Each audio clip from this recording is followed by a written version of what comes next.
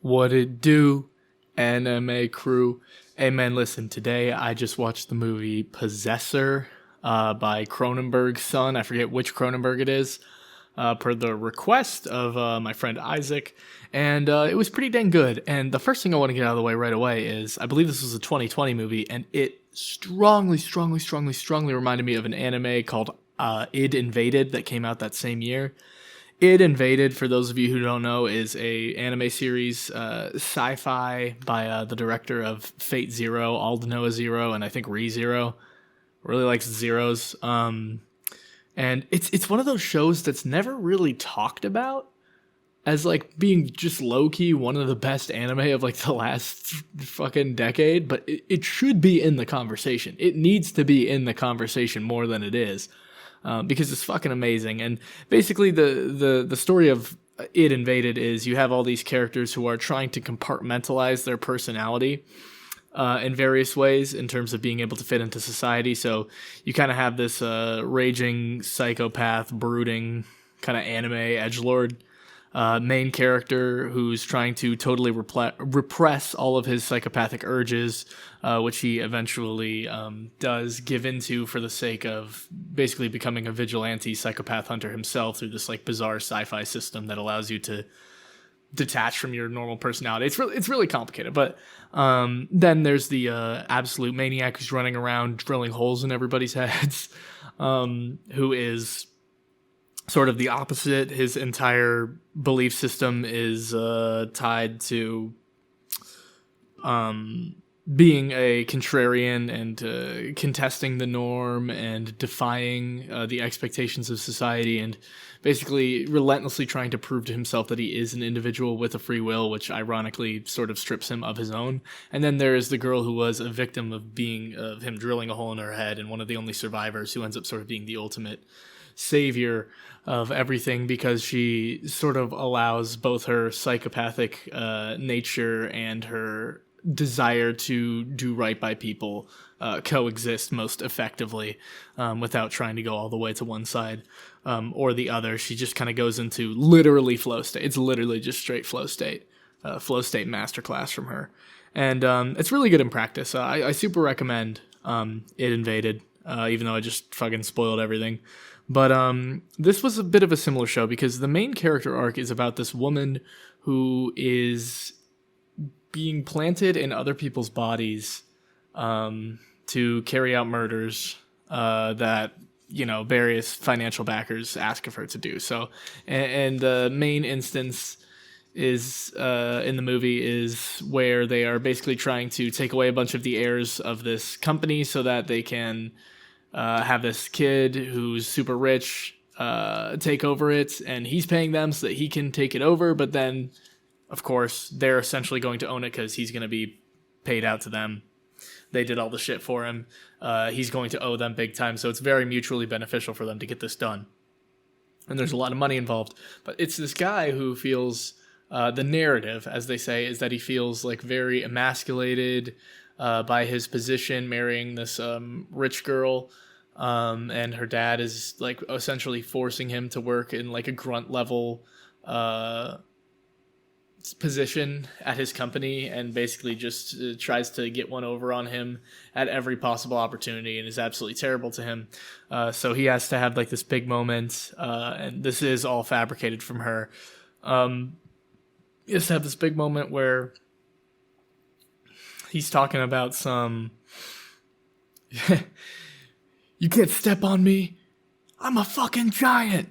And it's like actually pretty funny, but he's supposed to make this huge scene so that it to the police feels like there's a believable alibi.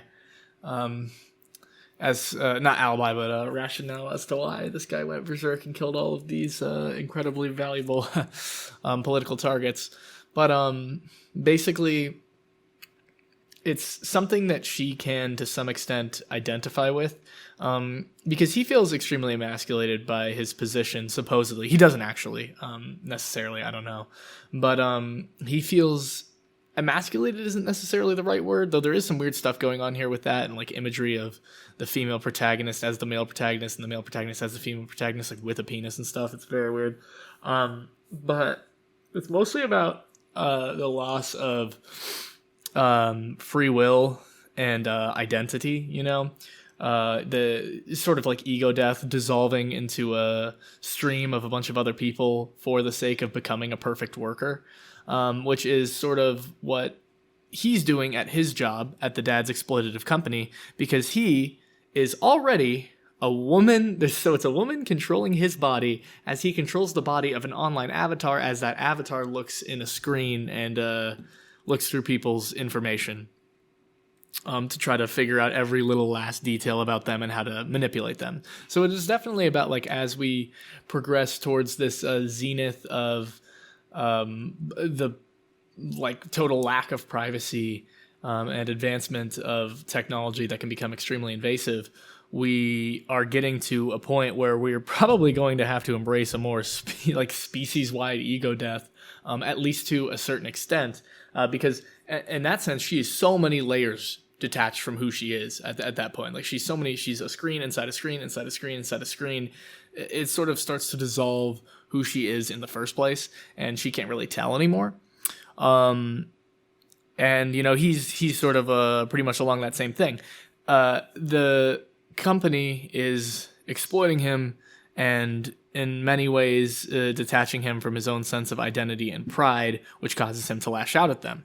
But the actual meta thing going on the other end is that the company is exploiting this woman to try to turn her into a perfect killing machine by exposing her to more and more and more violence and effectively getting her to sever ties with her family completely, which is finally done by a very contrived means of getting her to murder her own family for the sake of, permanently severing that tie. And there's this big dramatic shot of the pooling blood of her host body and her son's body coming together to where it has all formed just one connected pool. She is pure bloodlust at that point. There's a final scene at the end of the movie where she's going through all the relics that they use as a test after she comes out of the host body to make sure her memories are intact. And one of them is this thing that she killed when she was little, and she felt remorse and she framed it. But she was just like, I killed this when I was little and I framed it, indicating that she has finally detached herself from remorse and has become a perfect killing machine for the sake of this company, which is very much not a good thing. That's just sort of feeds back into the main theme of the advancement of technology and its utilization by exploitative companies to destroy the ego of people everywhere, pretty much. And you see it, the lines get really blurry between who she is and who the guy is. She starts to actually use the manipulation tactics that have been used against her on him. She's saying, no, you've always been in control. This is you. This has been you the whole time. And she's like gaslighting him into thinking that these are decisions that he was making when, in my opinion, I don't think he really ever was. He wasn't in control. It was very well established that she had a decent handle on everything. She just could never bring herself to pull herself out of that world. She could never bring herself to pull the trigger to end herself. And I think a lot of that is the ego death, like that final jump of stopping being herself. That was her reservation with pulling that trigger, was that she couldn't step away from who she was and her identity. And that's what that metaphorically represents of killing herself. She couldn't kill the idea of herself she has on her head and just dissolve into being a cog, a perfect killing machine for them, despite the fact that she, even from the beginning of the movie, has a major inclination towards killing. She leaves her family behind for the sake of doing this when she already seems to be reasonably financially well off. It doesn't seem like something she needs to do. She probably should have stayed with her family, but for whatever reason, it like calls to her, which is an interesting aspect of her personality, but it is very much about being a bot, being a wagey, in a very artistic manner. It's just so many layers of controlling this, to where your body is just it's just moving on not moving on its own, the opposite. It's just moving per the predetermined directions of somebody who's like 5 levels of meta or 5 levels of control higher than you, which is definitely interesting, and it is essentially the essence of body horror itself. Body horror is losing control of your body, and like just in a primordial sense being invaded in your own, like under your own skin, something truly penetrating into your being, into the physical embodiment of you and your mind and your thoughts and your actions and everything that you are, losing control of that and having it mutate and morph. And that's basically kind of just the essence of body horror in general, which of course the Cronenbergs are known for. The directing here is very captivating. The acting is really good, especially with the inability to put the gun in her mouth. Like that's acted so unbelievably well. I couldn't believe it. I was shocked by how good that was. The casting is also really good too, because she's kind of a freaky looking lady, but then she ends up piloting the body of this like attractive young guy with his attractive young girlfriend, and she effectively fights with him for control of his own body before convincing him that he had it the whole time, even though he really didn't. And then he kills, she becomes the perfect killing machine. The lady at the top of the company doesn't have to get her hands dirty anymore. She wins. They've created a robot of a human.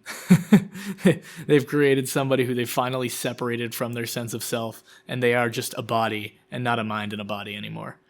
So it was effectively all this psychological torture method to separate this woman from her mind from her body, so that she could become just the perfect controllable agent to kill high-profile targets for the interest of gaining money and power and all things horrible. And yeah, I will say it was very well directed. There was all these flashing scenes with disorienting. I wouldn't call them shot compositions, like shot layouts, like bug-eyed shots where there's like a bunch of different instances of the same image stretched in different ways all across the screen, and you can't really tell what's happening, and there's like different images like overlaid onto each other, flashing lights, the character turning into himself and then her and then himself and then her, and then switching very fluidly as the sense of self begins to sort of break down. And yeah, you sort of just see the master plan of this company start to unfold, and it's hard to watch in slow motion, as you know, she/he/whoever it is just going to destroy everything they cared about before this job. So basically, money wins and we all become robots at the end of the day. That's kind of what I got out of this movie. What do you guys think? Let me know down below.